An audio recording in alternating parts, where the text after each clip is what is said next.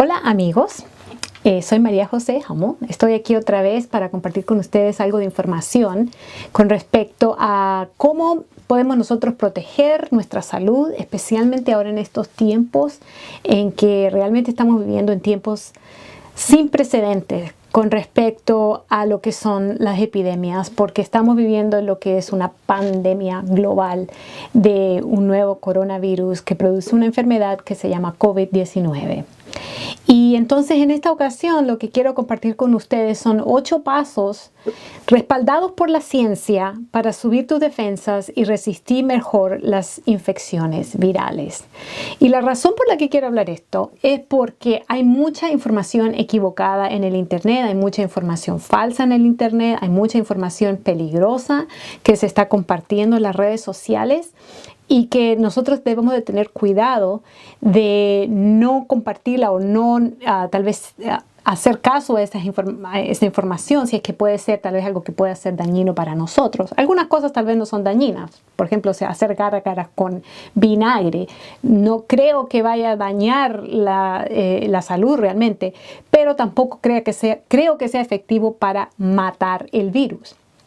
Realmente cuando escuches la palabra matar, esto mata el virus o esto destruye el virus, ahí es donde tenemos que tener cuidado, porque hasta ahora no se ha comprobado que nada mate el virus realmente, ya que es un virus nuevo. No se han hecho todavía las investigaciones correspondientes para realmente saber qué es lo que puede eliminar el virus y qué no. Entonces tenemos que tener cuidado con qué escuchamos. Pero lo que sí te quiero decir en esta ocasión es que sí sabemos a ciencia cierta de que el sistema inmune de nuestro cuerpo es el que está encargado precisamente de pelear contra las bacterias y los virus que invaden nuestro cuerpo. Ese es el trabajo del sistema inmune. Entonces lo que sí podemos saber es que nuestro sistema inmune puede defendernos en contra de virus y en contra de bacterias, en contra incluso del cáncer. Esa es la función del sistema inmune. Ahora, quiero comenzar simplemente notando de que hay muy pocas enfermedades infecciosas que son 100% letales. Es decir, la gran mayoría no son 100% letales. Como ves en la pantalla en este momento, tal vez hay unas 6 o 7 que sí lo sean. Por ejemplo, la enfermedad de prión que causa lo que algunos años atrás fue un gran pánico con la enfermedad de la vaca loca. Si uno adquiere esa enfermedad es 100% letal. Algunas otras más, incluyendo la rabia. Pero después vamos yendo hacia abajo en la lista y nos damos cuenta que aún enfermedades altamente infecciosas y altamente letales como ébola no es 100% letal, no es 100% fatal. Incluso dependiendo del tipo de ébola, 60 o tal vez 80-90% letal. Algunas otras que también son altamente infecciosas como el SIDA, aún sin tratamiento, no es 100% letal. Hay un pequeño número de personas que sobreviven la infección. Y después, si uno sigue yendo más abajo, obviamente hay enfermedades que son menos letales aún. Con respecto a esta nueva enfermedad COVID-19 causada por el nuevo coronavirus, sabemos que alrededor de 80% o sea, esto derivado de los datos que han salido de China e incluso de Italia, sabemos que la gran mayoría de las personas que son infectadas con el virus no tienen una enfermedad grave. Pero el 20% sí pudiera tener una enfermedad grave y de esos tal vez un 5% necesitaría cuidado crítico, cuidado intensivo, y de ellos un 1% pudiera necesitar tal vez asistencia con un ventilador para respirar, y algunos de ellos van a morir. Eso sabemos porque la fatalidad de esta infección es mayor que la influenza que vemos cada año, así que es peligroso. Pero ¿qué hace la diferencia entre las personas que sobreviven a una infección y las personas que no sobreviven a una infección? ¿Qué hace la diferencia entre las personas que tienen una infección leve, no grave, y las personas que tienen una infección más grave? Y lo que sabemos a ciencia cierta, es que la diferencia es la salud del sistema inmune. Porque incluso nos han dicho los expertos que las personas que tienen un sistema inmune más débil, debido a tal vez enfermedades subyacentes como la diabetes, la alta presión, enfermedades coronarias y otras enfermedades, pudieran tener un riesgo más alto. Las personas mayores de edad, especialmente pasando los 60 años, pudieran tener un riesgo más alto. ¿Por qué? Por causa de que el sistema inmune está más débil con el pasar de los años. Entonces, ¿qué podemos hacer con respecto a esto? Y ahora en esta ocasión quiero compartir con ustedes 8 pasos respaldados por la ciencia. Te voy a mostrar los estudios científicos en la pantalla para que tú los veas, de cómo fortalecer nuestro sistema inmunitario. Entonces vamos a ir de lleno una vez hacia hablar acerca de esos 8 pasos. El primer paso es la dieta. Mi paso favorito, porque soy nutricionista y me gusta hablar mucho de la dieta. Y si tú ya me conoces y me has visto tal vez presentar en algún lugar temas de salud, sabes que a mí me gusta hablar mucho acerca de la dieta basada en alimentos no procesados de origen vegetal. Una dieta mayormente tal vez vegetariana se pudiera decir, pero no es vegetariana en el sentido de que solo consiste en evitar las carnes, sino que consiste en consumir muchos alimentos no procesados, es decir, lo más natural posible, como salen de la tierra, alimentos beneficiosos para nuestra salud, altos en minerales, altos en vitaminas, altos en nutrientes, altos en fibra. Ese tipo de alimentación es a que me refiero. Tal vez pudiera ser 100% vegetariano, 100% vegana, pero no necesariamente. Lo importante es que sea mayoritariamente una dieta saludable. Y te quiero mostrar un estudio que salió algunos años atrás que comparaba la función del sistema inmune entre personas vegetarianas y personas no vegetarianas. Y encontraron ellos que hay un cierto tipo de células en nuestro sistema inmune que se llama las células NK. NK por las siglas en inglés Natural Killer Cells. Y en español se llaman las células asesinas, que como dice bien el nombre son encargadas de eliminar las bacterias, los virus que son una amenaza para nuestra salud. Bueno, estas células, aquí nos dice el título del estudio, las células NK, vitaminas y otros componentes en la sangre de hombres vegetarianos y hombres omnívoros. Se hizo una comparación. Y vemos en las tablas que presentan los resultados de este estudio que había una actividad, se encontró que las personas que consumían una dieta vegetariana tenían una actividad más alta de este tipo de células NK comparado con las personas omnívoros, o sea, las personas que consumen tanto carnes como alimentos de origen vegetal. Ese es el primer estudio. El siguiente estudio nos cuenta aquí que el consumo de frutas y vegetales produce una reducción en el riesgo de infección del tracto respiratorio superior. Ahora, este estudio se hizo con mujeres embarazadas, pero la conclusión fue que el consumo de frutas y vegetales protege en contra de las infecciones del tracto respiratorio superior, es decir, las infecciones que pudieran ser causadas, por ejemplo, por la influenza. Y si vemos en la tabla, vemos que ahí nos muestran los números que ellos obtuvieron, y si comparamos el grupo que consume menos frutas y vegetales con el grupo que consume más frutas y vegetales, y ahí los dividieron en 4, el que consume más frutas y vegetales tuvo una reducción alrededor de un 39% de riesgo de infecciones. ¿Qué les parece? Ahora, este es el tercer estudio que quiero mostrar. No voy a mostrar mucho, solamente algunos para darles algunos ejemplos de qué puede hacer esta dieta. Este otro estudio habla de la desnutrición. Habla de 2 tipos de desnutrición, de macronutrientes y micronutrientes. Macronutrientes son las proteínas, las grasas y los carbohidratos. Son los nutrientes que proveen calorías.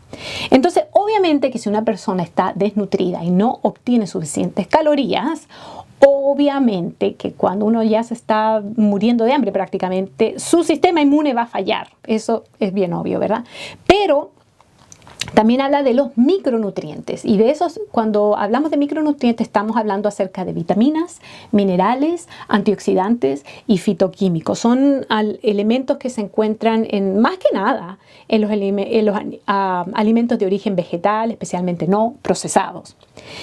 Y eso se puede encontrar muy bajo o deficientes en una dieta obviamente que una persona que se está muriendo de hambre también, pero también en casos de personas que consumen una dieta alta en alimentos procesados. No necesariamente una persona que se está muriendo de hambre. Una persona incluso obesa puede tener deficiencias de micronutrientes, de minerales, vitaminas, antioxidantes y fitoquímicos.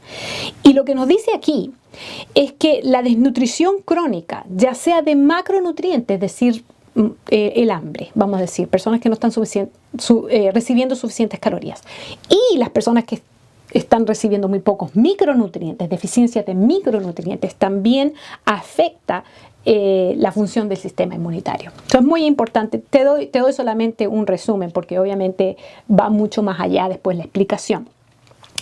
Este estudio que les muestro a continuación habla de los fitoquímicos. Los fitoquímicos, como los mencioné en el estudio anterior, pero ahora te voy a explicar qué son. Los fitoquímicos, la palabra fito en latín significa planta. Es decir, fitoquímicos son nutrientes que solamente se encuentran en las plantas. Y resulta que tienen muchos efectos beneficiosos para nuestra salud. En este estudio se considera uno de esos beneficios. Y el beneficio es que algunos de estos fitoquímicos tienen actividad antiviral. Y ellos están dando aquí una lista, son varios fitoquímicos, de hecho hay miles, ¿ok? Hay miles de miles, pero ellos estudiaron algunos aquí y encontraron que estos fitoquímicos tienen actividad antiviral porque debido a su capacidad antioxidante, es decir, reparación de daño genético causado por químicos y otras cosas, su habilidad de buscar y capturar cosas como virus, bacterias, la capacidad de inhibir la síntesis del ADN y el ARN de invasores, como dijimos, bacterias y virus, la capacidad de inhibir la entrada del virus al cuerpo y la capacidad de inhibir la reproducción de los virus. Entonces tienen varios factores, varias funciones que estos fitoquímicos tienen en nuestro cuerpo que entonces producen este efecto antiviral. Y como te digo, los fitoquímicos solamente se encuentran en las plantas, pero alimentos que no son procesados, porque una vez procesados los fitoquímicos son eliminados, igual que otros nutrientes. Muchas vitaminas se pierden, muchos minerales, mucha fibra se pierde y muchos fitoquímicos también. Entonces alimentos procesados no cuentan, aunque sean vegetarianos o veganos, no cuentan en este caso porque no son altos en fitoquímicos, de hecho son muy bajos en nutrición. Este otro estudio habla acerca del papel que juega la grasa en nuestro cuerpo, y lo que ellos encontraron es que una dieta baja en grasa aumenta la actividad de las células que mencioné anteriormente, las células NK o Natural Killer Cells en inglés, o las células asesinas, les podemos llamar en español. Y se puede decir este efecto se vio especialmente cuando la persona consumía al principio una dieta que tenía más de 25% de grasa y después cambió a una dieta baja en grasa. Ahí se vio un efecto más pronunciado todavía. Ahora, la dieta moderna en casi todo el mundo, empezando aquí en Estados Unidos, pero después ya se ha esparcido a todas partes de Latinoamérica, en Asia, en África, en Europa, casi en todo el mundo. La dieta convencional que se consume es una dieta altísima en grasa. En Estados Unidos el promedio de grasa alrededor de un 38 o un 40% de grasa, alta en grasas. Entonces, obviamente que este efecto es muy significativo para prácticamente toda la población. Entonces, si nosotros queremos ver un aumento en la función de estas células, tenemos que consumir una dieta baja en grasa. Y hasta ahora todo lo que hemos hablado acerca de los micronutrientes, los fitoquímicos en especial, y hablamos acerca ahora de lo que es la grasa y todos los otros mecanismos que hemos visto, las frutas y vegetales, y consumir más bien una dieta vegetariana y no mucha carne, todo estas son características de una dieta alta en alimentos no procesados de origen vegetal. La última característica que quiero hablar es una dieta baja en azúcar. Si una dieta es baja en alimentos procesados, obviamente que va a ser baja en azúcar. Eso es lo que estamos esperando que la gente capte, ¿verdad? De que el azúcar no corresponde a una dieta no procesada, porque el azúcar es altamente procesada.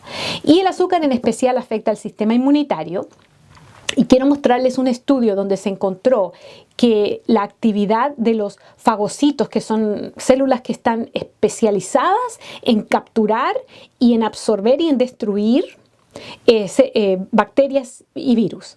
Y estos fagocitos la actividad de los fagocitos disminuye de manera significativa después de ingerir carbohidratos simples, en otras palabras, azúcar. Y el efecto se ve que es más pronunciado alrededor de 1 a 2 horas después de la ingesta de azúcar, pero puede durar hasta 5 horas después de consumirla, es decir, un efecto a largo plazo. Y si nosotros consumimos azúcar en la mañana con cereales de caja, por ejemplo, consumimos azúcar en el mediodía, tal vez un postre, azúcar en la noche, algún pastel, alguna otra cosa, estamos consumiendo azúcar constantemente, o tal vez entre medio dulces, bebidas gaseosas, por ejemplo, estamos constantemente disminuyendo la acción de estos fagocitos, que son parte obviamente de nuestro sistema inmune, y estamos con el sistema inmune disminuido horas de horas de horas. Entonces tenemos que tener muy en cuenta el tipo de dieta que vamos a consumir para poder nosotros tener un mejor sistema inmune. ¿Ok? Todo eso fue con respecto al paso 1, que es el paso realmente que tengo más información que compartir. Los demás son más fáciles. El paso 2 viene a continuación, y el paso 2 para subir tus defensas es hacer ejercicio moderado. No vamos a hablar de correr maratones necesariamente, pero sí tal vez caminatas o hacer ejercicio que te guste a ti más. Y el ejercicio se ha encontrado, de hecho aquí este estudio que te estoy mostrando es una reseña de varios estudios, entonces muestra como un resumen de lo que se ha encontrado en varios otros estudios. Y nos da ahí una buena lista de diferentes beneficios que ellos pudieron resumir de muchos otros estudios. Y lo que se encontró es que el ejercicio es una ayuda para el sistema inmunitario, porque mejora la actividad de las defensas de nuestro cuerpo y la salud metabólica.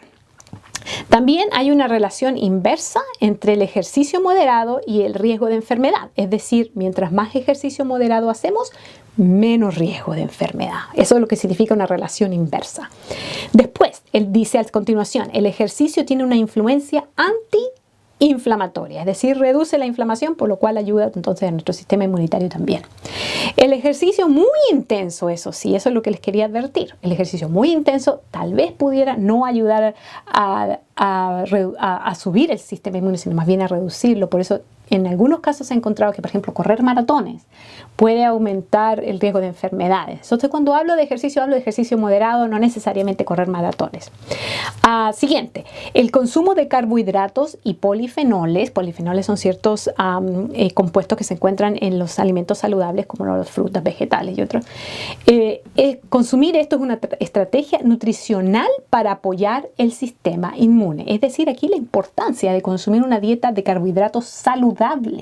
No estamos hablando de azúcar, estamos hablando de carbohidratos saludables, no procesados como el pan blanco tampoco, sino más bien, por ejemplo, para darles un ejemplo, avena, excelente, arroz integral, otros granos integrales o cereales integrales proveen la energía que tu cuerpo necesita para hacer ejercicio.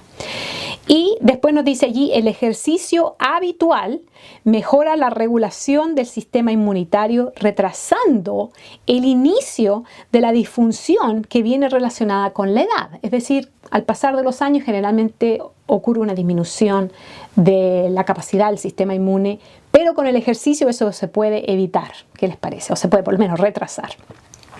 Ok, tercer paso para subir tus defensas, el sueño. Y esto es sumamente importante. Hay muchos estudios que hablan con respecto a la falta del sueño.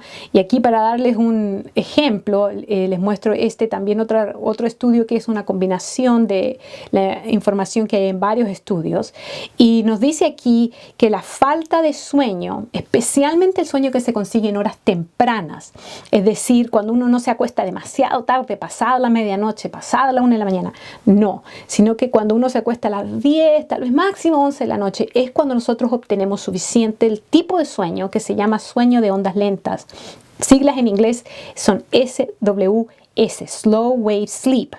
Durante esa etapa del sueño es cuando se produce más hormona de crecimiento, y esta hormona de crecimiento ayuda después entonces a la función inmune.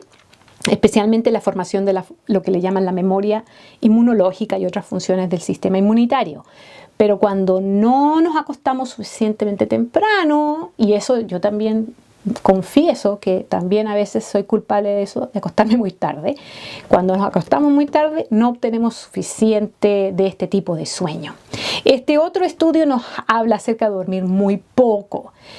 Y nos dice que también cuando perdemos horas de sueño, es decir, cuando realmente no es que nos acostemos tarde y nos levantamos tarde, sino que nos acostamos tarde y después nos levantamos a la hora regular y no obtenemos suficientes horas de sueño. Lo que sucede es que diferentes componentes del sistema inmune son afectados por esto y son componentes que están relacionados con las defensas en contra de enfermedades infecciosas. Entonces, ahora con más razón que estamos enfrentando una pandemia de una enfermedad infecciosa, necesitamos obtener nuestras defensas lo más en función buena posible, lo más óptimo posible, y necesitamos dormir.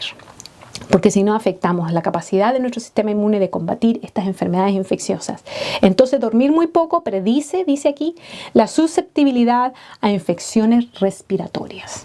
Así que aquí nos muestran los resultados del estudio y ellos compararon los participantes del estudio y vieron que las personas que duermen menos de 5 horas tienen un riesgo más alto de resfriado o de una infección. Por lo tanto, la falta de sueño contribuye a la susceptibilidad a enfermedades infecciosas. Así que, por favor, hay dos cosas entonces que tenemos que tener en consideración con respecto al sueño y el sistema inmune. La cantidad de horas que dormimos y número 2, a qué hora nos acostamos. Esos dos factores son muy importantes. Dormir mínimo 7:30, 8 horas, ojalá por lo menos 7. Y además acostarnos a una hora que no sea demasiado tarde. Ok, paso número 4, evitar la deshidratación. Y aquí vemos en este también otra reseña de varios, de hecho mucha información. Este es un artículo que tiene muchísimas páginas y habla acerca de la hidratación, diferentes aspectos de la salud. Y llega a una sección donde habla acerca de las enfermedades virales y la la función inmune en particular con respecto a la deshidratación. Y nos dice allí que la deshidratación afecta el funcionamiento de ciertas células del sistema inmune y aumenta el daño oxidativo y produce alteraciones que dañan el sistema inmune. Así que hay varias maneras, algunas son un poco complejas, de cómo la deshidratación también afecta a nuestro sistema inmune. Ok, paso número 5. Este es muy importante porque hay mucha información con respecto a esto. Hay muchos estudios que se han realizado que muestran que el estrés es muy dañino para el sistema inmunitario. Y solamente te quiero mostrar una gráfica que es bastante compleja para ilustrar la complejidad de la relación entre el sistema inmune y tener mucho estrés. Y en este estudio nos muestra una tabla que nos da tal vez algunos detalles con respecto a diferentes factores que tienen que ver con el estrés y cómo afectan ciertas partes del sistema inmune. No voy a entrar allí porque realmente es algo complejo, pero solamente para darles un resumen de lo que se ha encontrado. Se ha encontrado que ciertos factores pueden hacer el estrés aún peor, nuestra respuesta al estrés aún peor, como por ejemplo pensamientos negativos, recurrentes, especialmente cuando suprimimos las emociones, ambivalencia, rechazo social, muchos diferentes factores definitivamente tienen un efecto negativo en el sistema inmune. Pero hay otros factores que pueden mitigar estos efectos del estrés, como por ejemplo hacer una reevaluación emocional para darnos cuenta si estamos tal vez reaccionando correctamente a lo que estamos enfrentando, buscar maneras de superar emociones negativas, tener optimismo, tener pensamientos positivos, tener relaciones que provean apoyo, etc. Entonces, lo que ellos han encontrado es que hay maneras de mitigar el estrés y especialmente si tenemos una creencia religiosa, yo pienso que tenemos que buscar nosotros la manera de agarrarnos de esa fe que tenemos para poder enfrentar el estrés de una manera positiva. Esas son algunas cosas muy importantes. Yo sé que hay cosas que podemos hacer, por ejemplo, ejercicios de respiración profunda. Cuando hay ansiedad, cuando hay estrés, son muy beneficiosos. Buscar técnicas para relajarnos es decir, muchas cosas que podemos hacer para reducir el estrés. Pero realmente tenemos que buscar maneras si estamos enfrentando un problema de estrés. Ok, paso número 6. Este es bien obvio, así que no voy a pasar mucho tiempo en esto porque realmente pienso que no tengo que convencer a nadie que las sustancias adictivas como el tabaco y el alcohol producen efectos negativos en el cuerpo, aunque tal vez sí tengo que hablar un poco especialmente con respecto al alcohol, porque muchas personas piensan que consumir alcohol de manera moderada es saludable para el cuerpo. Y sin embargo han habido varios estudios estos últimos años, especialmente con respecto al cáncer, que nos hablan de que aún un trago o una copa por día de cualquier bebida alcohólica aumentan el riesgo de cáncer. Ahora no voy a hablar de cáncer, eso sí, voy a hablar de lo que es las defensas en particular. Y nos dice aquí este estudio que el consumo de alcohol afecta la función de ciertas células del sistema inmunitario que se llaman los linfocitos T y otras células que se llaman células presentadoras de antígenos, y además produce abnormalidades de linfocitos B, las células NK, que ya las mencionamos anteriormente, y los monocitos.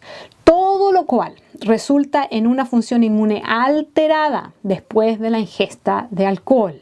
Así que solo para dejar en claro que el alcohol de verdad sí afecta al sistema inmune, hay mucho que hablar de esto, pero realmente por falta de tiempo vamos a seguir adelante. El efecto del cigarrillo, yo creo ahí sí no necesito convencer a nadie. Me imagino que nadie va a defender el uso del cigarrillo. Sí, que solamente por si acaso lo voy a mencionar aquí y te voy a mostrar el estudio, un artículo que habla acerca de cómo el humo del cigarrillo suprime la actividad del sistema inmunitario, y nos dice allí que fumar cigarrillos afecta una amplia gama de funciones inmunológicas. Se ha especulado que muchas de las consecuencias de la inhalación crónica de humo de cigarrillo pueden deberse a sus efectos en el sistema inmunitario. Así que ya no hay lugar a duda de que el cigarrillo es altamente nocivo. Pero mucha gente dirá, bueno, entonces voy a fumar de los nuevos que hay, unos cigarrillos electrónicos que no tienen humo, sino que usan vapor. Ese tal vez no me hace tanto daño. Bueno, no, la verdad es que sí hay varios estudios que han estado surgiendo en estos últimos años que nos muestran que sí, los cigarrillos electrónicos sí producen efectos negativos. Aquí están hablando con respecto específicamente al sistema inmunitario. Y el líquido que tienen estos cigarrillos electrónicos es citotóxico, es decir, tóxico para las células. Eso significa la palabra citotóxico.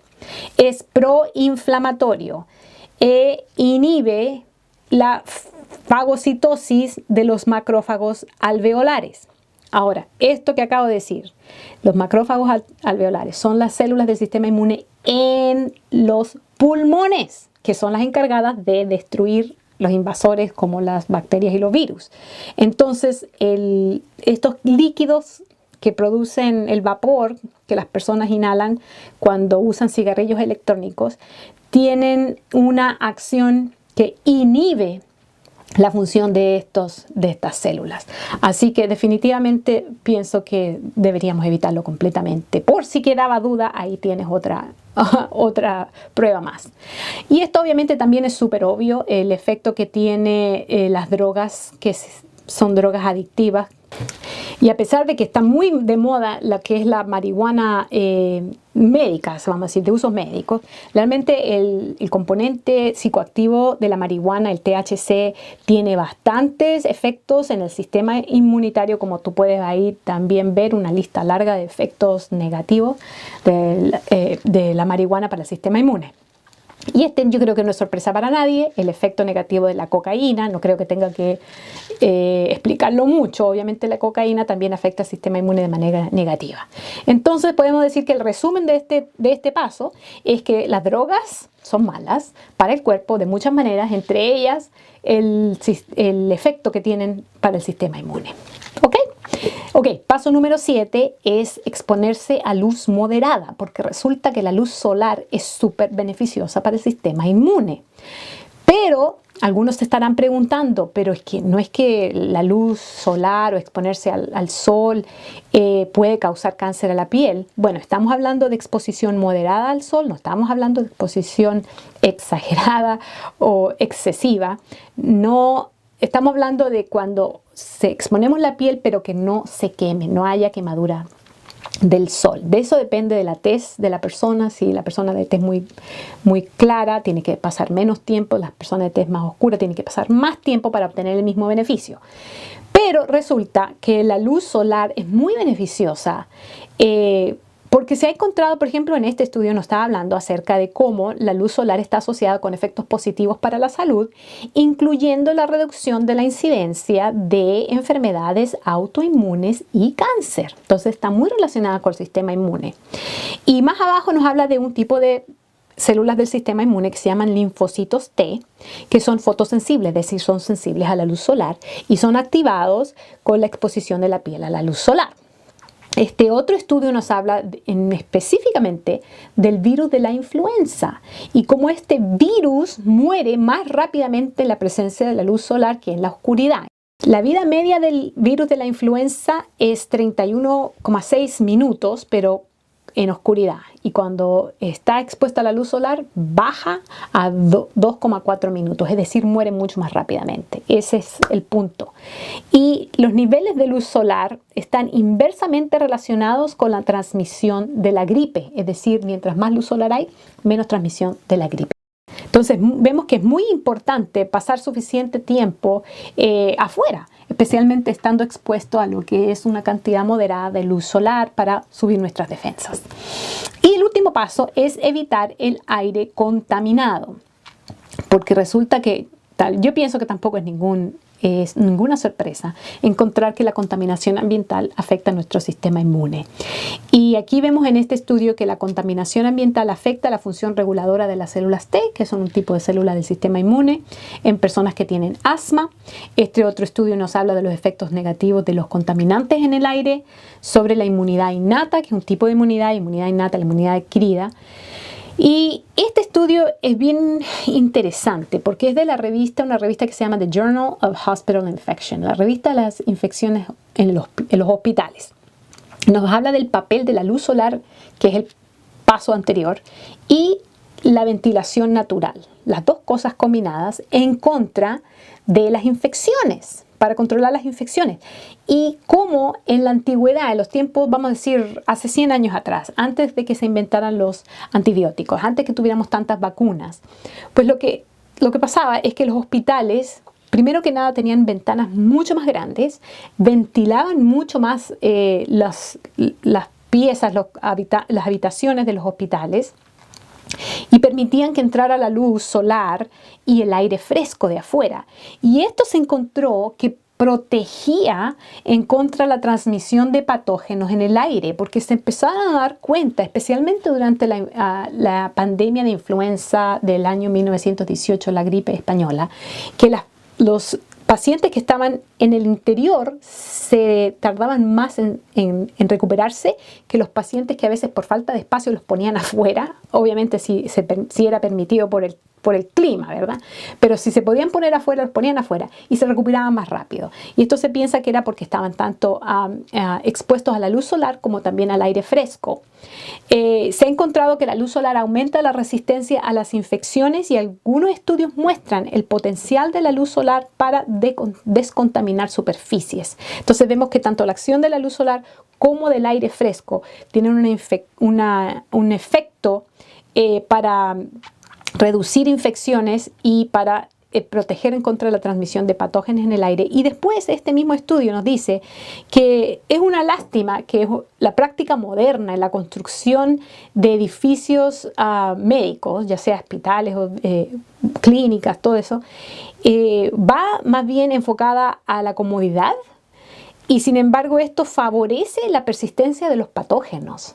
Es decir, que los hospitales de hoy en día no están, se puede decir, construidos o diseñados pensando en la destrucción de los patógenos, y más bien es en la comodidad. Y esta condición en realidad favorece la persistencia de los patógenos. Qué lástima, ¿verdad? Que se ha dejado de realmente considerar el hecho de que la luz solar y el aire fresco son importantes, y realmente esto se dejó de utilizar en los años 50, vamos a decir, cambiaron las prácticas de la construcción de edificios médicos en los años 50, porque ahora que ya se inventaron los antibióticos, pensaron ya no se iba a necesitar construir con ventanas tan grandes, porque los antibióticos iban a salvar al mundo de los patógenos. Obviamente eso no resultó así. Hoy en día estamos viendo nuevas infecciones emergentes en el mundo, nuevas, se puede decir, amenazas, nuevos virus, bacterias resistentes a los antibióticos. Es decir, no le hemos ganado la guerra a los patógenos. Ahora, déjame decirte que todos estos 8 pasos, si tú eres adventista del séptimo día o conoces a los adventistas, sabrás que en la iglesia adventista se habla desde hace como 150 años más acerca de lo que es la salud física, aparte de la salud espiritual, y que se ha promovido siempre tanto una alimentación saludable como también lo que le llamamos nosotros los 8 pasos de la salud. Y lo que te acabo de explicar, los 8 pasos para subir la resistencia de nuestro sistema inmune, precisamente concuerdan 100% con los 8 leyes de la salud que le llamamos, que te puedes recordar por la palabra adelante, porque es agua, descanso, es decir, sueño, ejercicio, luz solar, aire puro, nutrición, temperancia, es decir, evitar sustancias adictivas, y esperanza, o sea, tener confianza, tener fe en Dios. Todo es para no tener estrés, ¿verdad?